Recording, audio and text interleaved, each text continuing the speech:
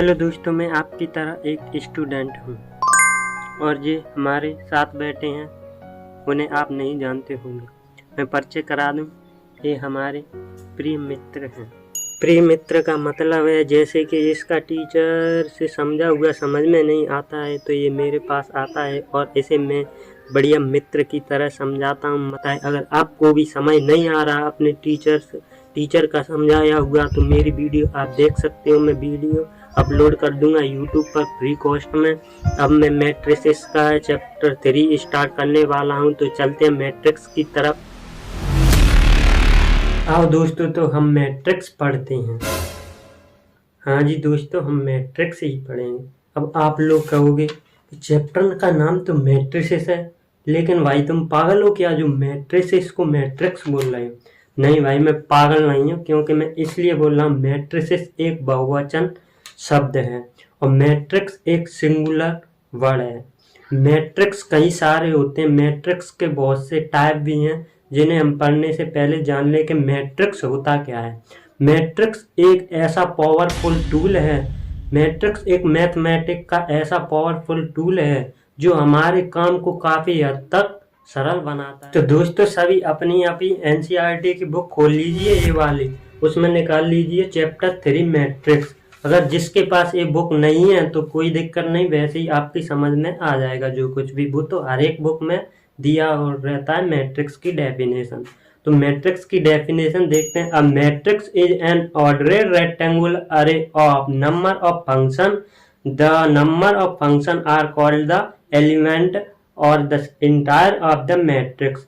Matrix मतलब ये matrix एक ऑर्डर में रखा हुआ एक रेक्टेंगुलर एरे होता है।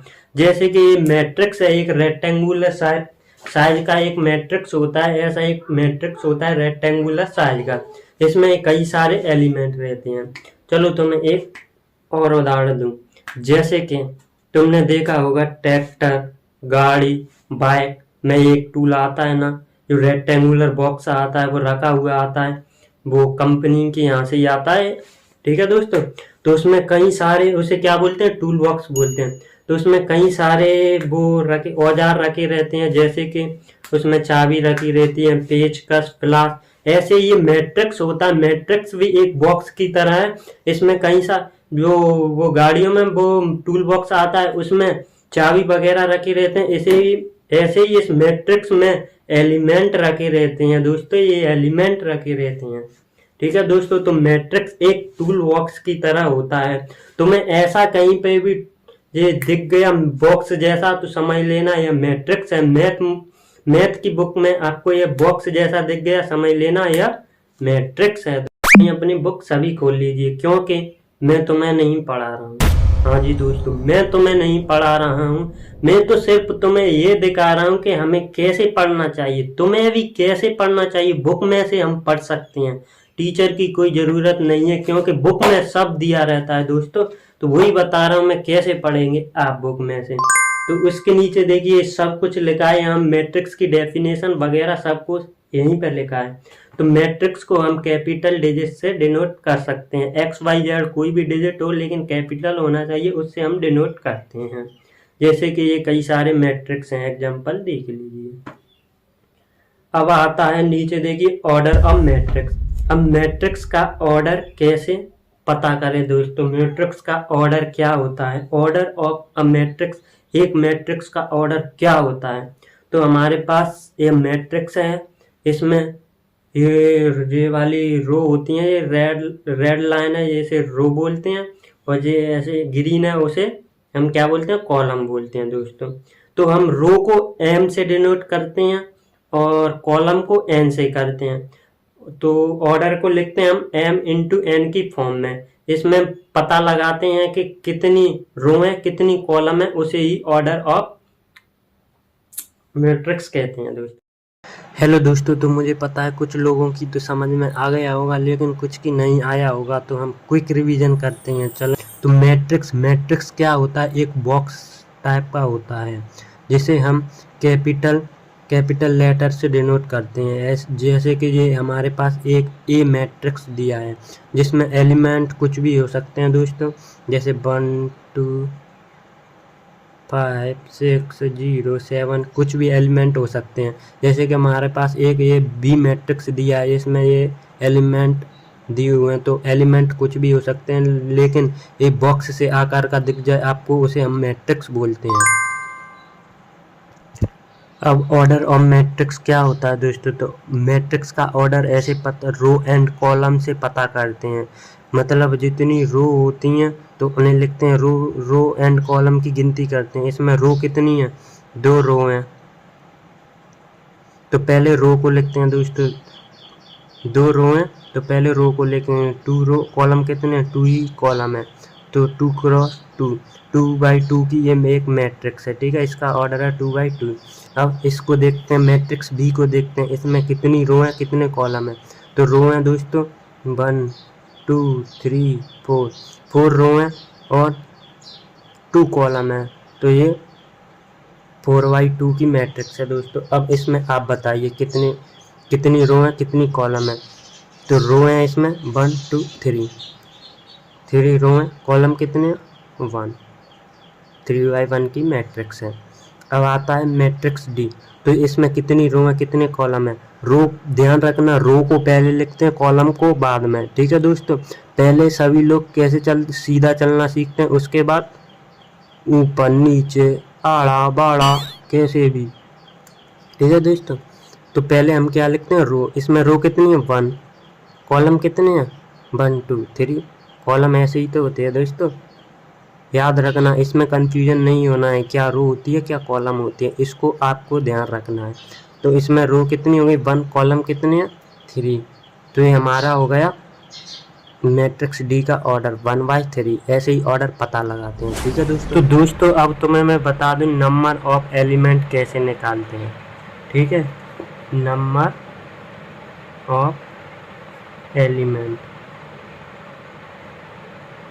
नंबर ऑफ एलिमेंट निकालते हैं, जितनी रो हैं हमारे पास, इसमें रो कितनी है, जैसे कि इस एग्जांपल में देखिए हमारे पास रो कितनी है? 2 रो इंटू कितने कॉलम है? 3 कॉलम है, तो हमारे पास टोटल एलिमेंट कितने निकल के आ गए? 6, ठीक है दोस्तों।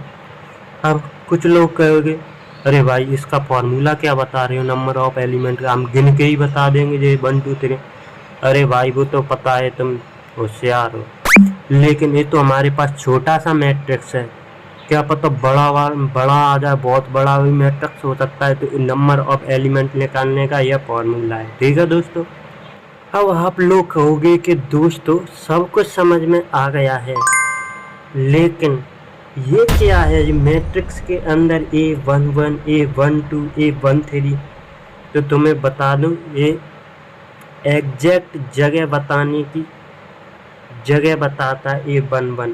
A11 का मतलब है जैसे A कोई एलिमेंट है, इसकी प्लेस है A11, पहली रो पहला कॉलम, A12 पहली रो दूसरा कॉलम, A13 पहली रो तीसरे कॉलम। यहाँ पे कोई एलिमेंट है दोस्तों, ये इसकी जगह है, ये मतलब ये पहली रो तीसरे कॉलम पर कोई एलिमेंट रखा है, ठीक है। और ये A21 मतलब दूसरी रो पहला कॉलम, ठीक है दोस्तों। जैसे कि हमारे पास ये एग्जांपल है, इसमें बताना है कि A11 मतलब पहली रो पहले कॉलम पर कौन सा डिजिट है? 2, पहली रो दूसरे कॉलम पर कौन सा डिजिट है? बताइए, आप बताइए, जल्दी बताइए। 1, और दूसरी रो फर्स्ट कॉलम पर कौन सा डिजिट है? दूसरी रो फर्स्ट कॉलम पर 0, दूसरी रो दूसरे कॉलम पर कौन सा डिजिट है? दोस्तों जल्दी से बनाइए, क्योंकि आप अब तो समझदार हो चुके हो। 2। तो चलो एक क्वेश्चन देखते हैं दोस्तों, जिससे आपकी सब समझ में आ जाएगा। इस क्वेश्चन से आपको जो कुछ भी डाउट है वो आपका क्लियर हो जाएगा। तो ये क्वेश्चन है आपकी स्क्रीन पर। तो ये हमारे पास एक क्वेश्चन है, इसमें 3 सवाल पूछे हैं। पहला, the order of the matrix. तो पहले हम मैट्रिक्स का ऑर्डर निकालते हैं। ऑर्डर निकालने का क्या तरीका है? m क्रॉस n लिखते हैं। तो m क्या होती है? रो, और n क्या होते हैं? कॉलम। तो इस क्वेश्चन में इस मैट्रिक्स में रो कितनी है कॉलम कितनी है ये लिखना है। तो रो हमारे पास कितनी है? 1 2 3 रो है, और 1 2 3 4 4 कॉलम है, तो ये हो गया ऑर्डर ऑफ मैट्रिक्स, ये इस मैट्रिक्स का ऑर्डर हो गया। ठीक है दोस्तों। तो दोस्तों नंबर ऑफ एलिमेंट कैसे निकालते हैं? तो नंबर ऑफ एलिमेंट दोस्तों m into n, row and column का मल्टीप्लाई कर देते हैं। तो हमारे पास रो कितनी है 3, कॉलम कितना 4, तो इसका मल्टीप्लाई होगा 12। तो हमारे पास टोटल 12 एलिमेंट है इस मैट्रिक्स में। ठीक है दोस्तों। अब इसमें दोस्तों बताना है कि पहली रो और तीसरे कॉलम पर कौन सा डिजिट है, तो इसमें है 19। अब दूसरी रो पहले कॉलम पर कौन सा डिजिट है? ठीक है दोस्तों, आपकी समझ में तो आ रहा होगा। और तीसरी रो, तीसरा कॉलम मतलब तीसरी रो और तीसरे कॉलम पर कौन सा डिजिट है? -5। और दूसरी रो, जो पहले रो होता है फिर कॉलम होता है, तो पहले दूसरी रो कौन सी है? दूसरी रो में चलिए, और फोर्थ कॉलम पे कौन सा डिजिट है? 12। ठीक है दोस्तों। और दूसरी रो तीसरा कॉलम, दूसरी रो तीसरा कॉलम, दूसरी रो पर तीसरे कॉलम पर कौन सा डिजिट है? 5/2। तो दोस्तों मैं तुम्हें बता दूं, इस क्वेश्चन के साथ साथ आपका एक्सरसाइज का एक क्वेश्चन नंबर 1 है। ठीक है दोस्तों, तो आपके एग्जाम्पल के साथ साथ एक एक्सरसाइज का क्वेश्चन नंबर 1 भी क्लियर हो गया है।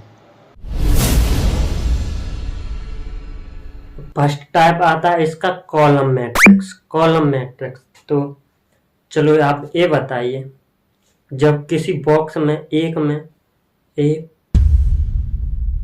चाबी रखी होंगी तो इसे हम क्या बोलेंगे? की टूल्स। ठीक है, की टूल्स बोलेंगे। ऐसे ये कॉलम मैट्रिक्स है। तो एक कॉलम में एलिमेंट रखे हैं, सिर्फ एक कॉलम में एलिमेंट रखे हैं, उसे क्या बोलेंगे हम? Column matrix. ठीक है दोस्तों।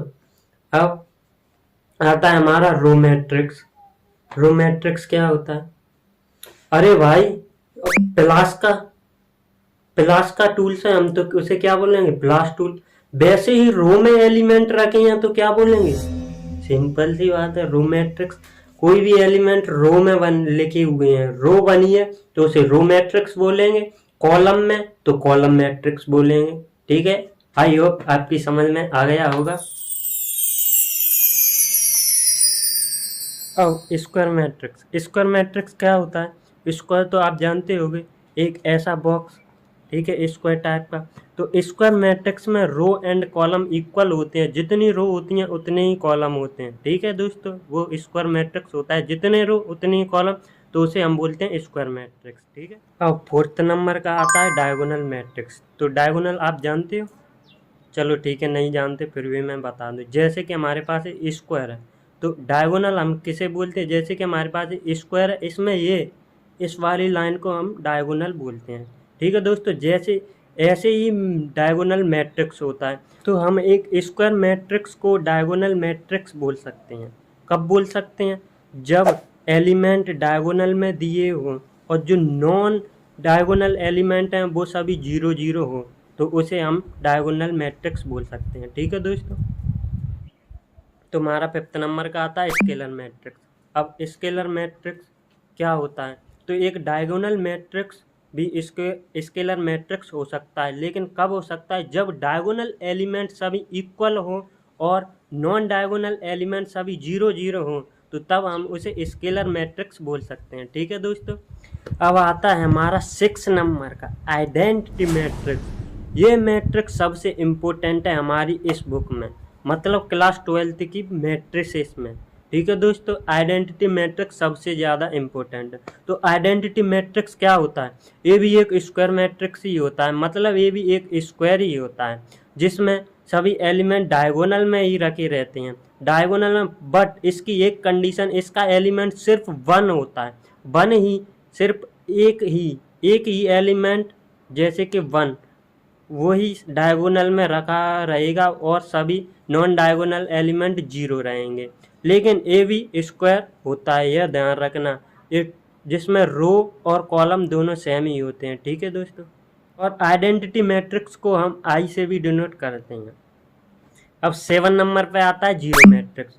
तो जीरो मैट्रिक्स क्या होता है? सिंपल सी बात है, जिस मैट्रिक्स में एलिमेंट 0 0 हो उसे जीरो मैट्रिक्स कहते हैं। लेकिन जीरो मैट्रिक्स को नल मैट्रिक्स भी कहते हैं दोस्तों। तो आपके सभी टाइप कंप्लीट।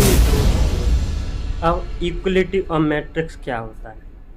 तो दो ऐसे मैट्रिक्स जिनका ऑर्डर सेम हो, ठीक है दोस्तों, दो ऐसे मैट्रिक्स जिनका ऑर्डर सेम हो और ईच में एलिमेंट करस्पॉन्डिंग के इक्वल हो। जैसे कि इस मैट्रिक्स में ये 0 है तो उसमें भी 0 ही है, करस्पॉन्डिंग एलिमेंट पे इसमें 0 है तो उसमें भी 0 है, उसमें 2 है तो उसमें भी 2 है, इसमें 5 है तो उसमें भी 5 है करस्पॉन्डिंग एलिमेंट, ठीक है। इसमें 7 है तो उसमें भी 7 है, ठीक है दोस्तों। इसे बोलते हैं हम इक्वलिटी ऑफ मैट्रिक्स, ठीक है।